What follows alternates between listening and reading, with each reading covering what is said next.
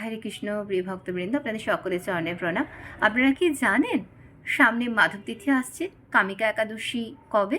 এই একাদশী কীভাবে বা পালন করব, আর এর ব্রত মাহাত্ম্যই বা কী? আসুন জেনে নেওয়ার জন্য এই ভিডিওটা সম্পূর্ণ আমরা দেখব। আগামী 9 আগস্ট রোববার কামিকা একাদশী, মাধব তিথি, ভক্তি জননী।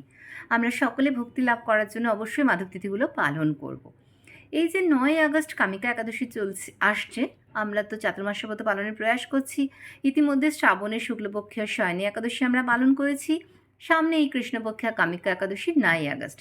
আগের দিন রাতে আমরা সংকল্প করব, যারা আমিষ ভোজন করেন তারা আগের দিন অবশ্যই নিরামিষ ভোজন করবেন এবং আগের দিন সন্ধ্যাবেলা সংকল্প করবেন, না হলে পরদিন সকালবেলা মন্ত্র বলে সংকল্প করবো। আর যদি সেটা সম্ভব না হয় তাহলে নিজের মনের কথা ভগবানকে বলবো যে ভগবান, এই ব্রত আমি পালন করতে চাইছি, তুমি কৃপা করো আমি যেন এই ব্রতটা সুন্দর করে পালন করতে পারি। এবং এই একাদশী ব্রত পালন করার সঙ্গে সঙ্গে যারা ব্রত মাহাত্ম্য শ্রবণ করবেন, যারা এই একাদশী পালন করতে অসমর্থ হবেন, তারা অবশ্যই ব্রত মাহাত্ম্যটা শ্রবণ করবেন।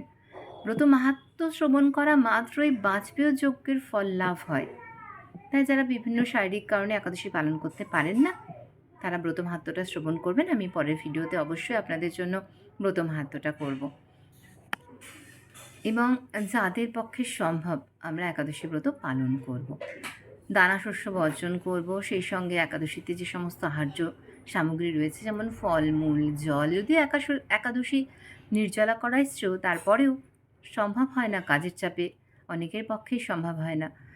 যদিও পাণ্ডবা নির্জলাটা আমরা চেষ্টা করি করার, এই একাদশীগুলিতে আমরা যদি না পারি তাহলে জল, নাহলে দুধ, নইলে ফল, নইলে একাদশীতে যেসব সবজি পাওয়া যায় অর্থাৎ কাঁচা কলা, পেঁপে, আলু, মিষ্টি আলু, এর সঙ্গে বাদাম, সাবু এসব গ্রহণ করা যেতে পারে। তবে যাই করি আমরা মাধব তিথিটা পালন করার চেষ্টা করি। মাধব তিথি ভক্তি জননী, সেজন্য আমরা মাধব তিথিগুলো পালন করার প্রয়াস করব।